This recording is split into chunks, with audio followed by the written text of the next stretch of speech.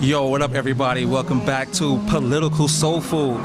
We about to go in with my homegirl Bianca from Mississippi. What's up, Bianca? Hi, how are you? I'm alright. Finally, thank you for doing this. No problem. Thanks for having me. No problem. I gotta let y'all know I'm in a hot seat right now because I'm cutting into Bianca's gym time. Her gym time. She was very patient. You know, we've been trying to coordinate this for a minute. So we're here. We're gonna talk about Bianca. She's an amazing sister. She got a lot to offer to our other sisters and to the fellas.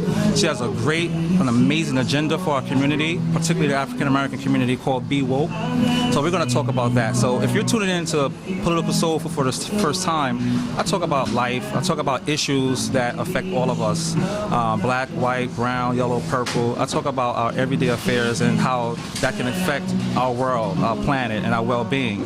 And I like to interview individuals who are paving the way for progress and for enlightenment. And Bianca is one of those fascinating individuals. So Bianca, what got you up here to New York from Mississippi? Well, it was a few stops before I actually came here to New York. Really? Yes. Oh, okay. So it was Mississippi, then Tennessee, and now New York. Oh, okay. Originally, I am from Mississippi, the Gulf of Mexico, a small town called Pasture Shan. If any of you all know about Robin Roberts from Good Morning America, it's the same hometown that she is from. Shout out, Robin Roberts. Oh, okay. Shout outs, y'all. At the age of 6, I had a dream to become a dentist. Okay.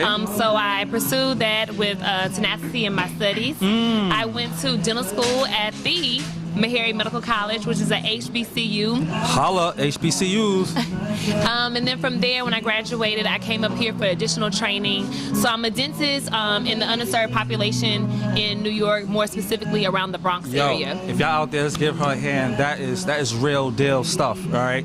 I got my boys in the cut, so we're gonna just give her a hand on that. So, when did you first decide you want to be a dentist? How did that happen? At the age of 6, you know, I'm a first-generation college graduate. Okay. At an early age, my grandmother, she used to just instill in me to love education. Right. So I grew with that. Okay. And, you know, your family, they tell you to grow up to be doctors or lawyers, but I was just really fascinated with going to the dentist myself. And so I picked that. I felt that it went with my smile, my personality, and it was a way for me to give back to my community. Being from Mississippi, a lot of people don't have access to dental care. And so when they had a toothache, they would get their teeth pulled. By the age of 25, they're already a dentist, wearing partials, wearing dentures, and I really want to tap back into that to be a resource to educate our community and create smiles. Right. So, all right, that's real. I thought maybe you had a fetish for like pulling out people's teeth, yanking them out, and all right, cool. All about saving. Okay, all about education. Okay, good. So now, you're doing the dentistry, and you're here specializing in a particular field, right? So I'm about to specialize. Okay. So I've been out of school for the last 6 years, but at the age of 11, I had a dream to pursue specialty in dentistry, which was to become an orthodontist. I wanted to straighten people's teeth, not only educate to keep them healthy, but actually give them that smile to kind of build up their confidence and their esteem level, to have them operate at optimal health of chewing, because that is very predominant with that. And so now after 6 years of being out of school, I still went forward. I didn't give up. I came to New York City with the hustle and bustle, and I said, hey, now it's my time to go back to pursue the other half of the aspect of the profession that that's I wanted. That's what's up. So now as a sister. Hold on, but okay. Right, and so I love my HBCU. Shout out to both Meharry and Howard, because I will be going to Howard this summer to pursue my specialty training with orthodontics in DC. So you're moving to DC soon? Moving to DC soon. Wow. You know you're gonna have to come back and check us out. And hook you up. No doubt. Creative smiles, illuminating smiles for the community. That's what we need. For real. I mean, because a smile could change your opinion of yourself and give confidence and all that good stuff. And it's healthy. And then they could be on the visual podcast. That's what's up. No doubt. That's what's up. So as a African American sister, did that factor or play in any way in your studies, or were you just so focused that it didn't matter? Because I'm sure we're underrepresented in that department. Absolutely. You know, I actually was inspired by a Caucasian female dentist, and I just realized, like in Mississippi and even growing up, it wasn't as many African American people for me to look to that were on the Gulf Coast. It was either a predominantly male field or predominantly female field.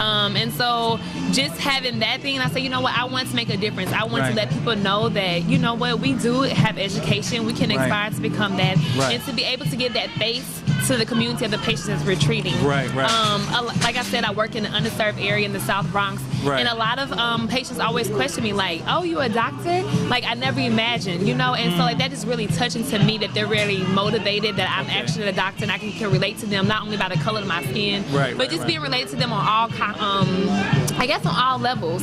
People are afraid of the dentist, and by them recognizing someone who looks like them and treat them with compassion, treat them as if they were my parents themselves, it kind of makes it like turn like a whole positive aspect. Wow, that's awesome. I mean, you know, I congratulate you. I love my dentist. Oh, really? Yeah, it's like my party spot.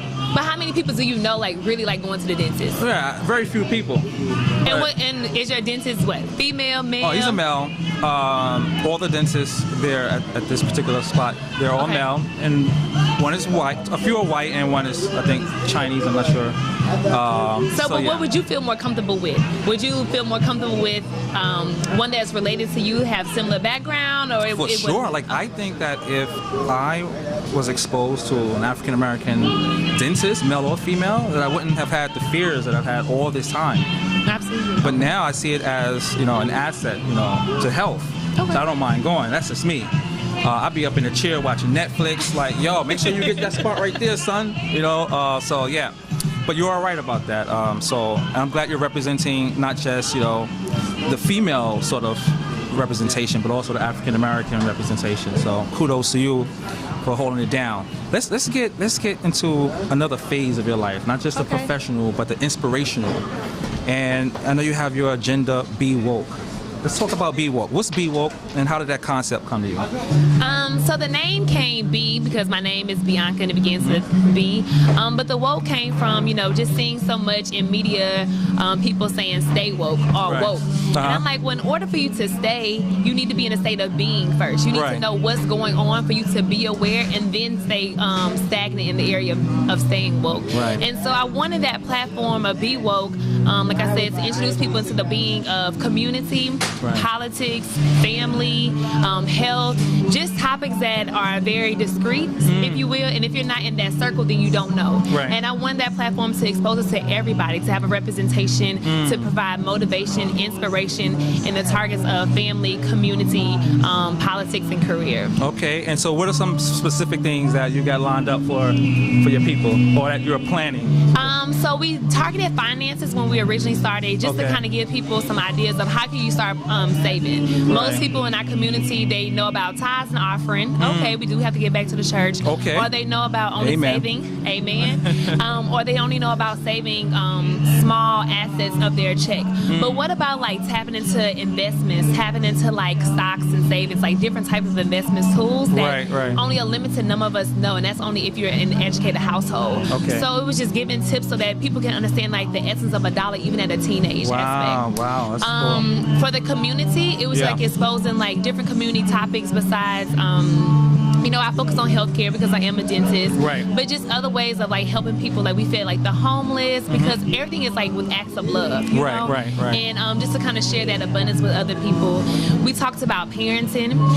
How do we keep cultivating our youth? Like how do, you know, in this day in society, both mom and dad are constantly working. Mom's not staying at home anymore. How do we keep the essence of our foundation and to cultivate our children to become either just like us, aspiring to be greater, or get them exposed to other great things in you know, society. Interesting. So parenting, speaking of which, you have some experience in that department, right? Yeah, only 3 years. So cool. Talk to me about that. So you have a daughter. I have a precious daughter. Yes. She's about to be 3 next month. Oh, congratulations. Yeah, Tyler, when I tell you. Wow. And so the same things I instill in her is just the foundation that I had as a child. Lots of love. Oh, nice. Reading a lot, and I really kind of talk to her not in the baby language, but just like in everyday topic conversation, and she really picks up, and I feel like that helps articulate her vocabulary. And I allow her to be unapologetically her, even at a toddler. She wears her hair natural, and she loves it. She's like, "Mommy, fro. Can I wear my fro too? Really? That's awesome. Yes, Yeah, and yeah. you know, teaching her other essence of foundations besides, oh, that's my little princess. Yes, Right. she's my princess, Yeah. but you know, kind of showing her like not always giving things to her when she Right, asks for that right, because right. society doesn't give that to you. Right. And I feel that, you know, sometimes we have a misrepresentation by giving everything to our kids when they're so young, Yeah. but then when they get a certain age, 10, 12, now we want to introduce them to, oh, sometimes you got to hear the word no. Right. And so her father and I both do a great job, I would say, making sure that she understands yes, no, and working for it. Oh, that's you awesome. know, That's like, awesome. did you have good behavior? Well, how did you do it? Right. She also learned Spanish now. We introduced her to another language. Okay. And we're just constantly like finding ways, kind of like how the Asian culture does. Yeah. Okay. Counting to her, using the elevator to teach her mathematics. Okay. So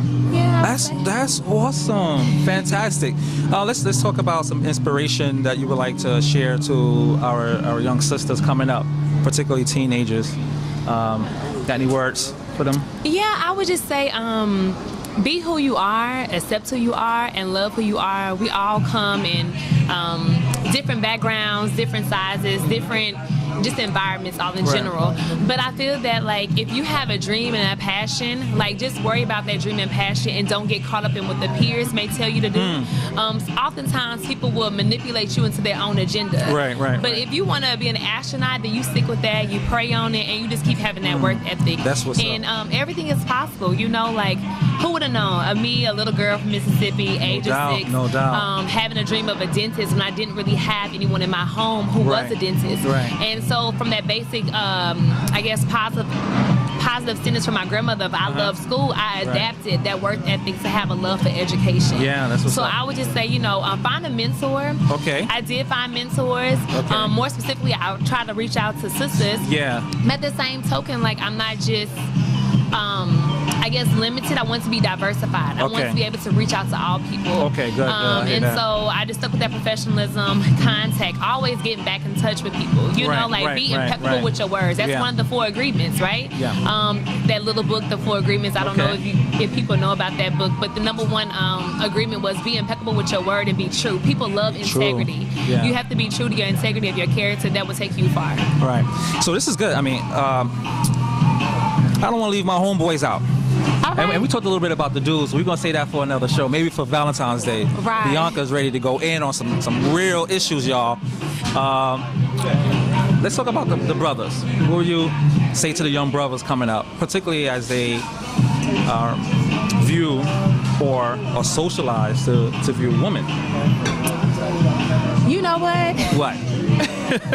What? You went there. I thought we were saving it for another day. This is a little teaser, you know what I'm saying? Appetizer for my folk.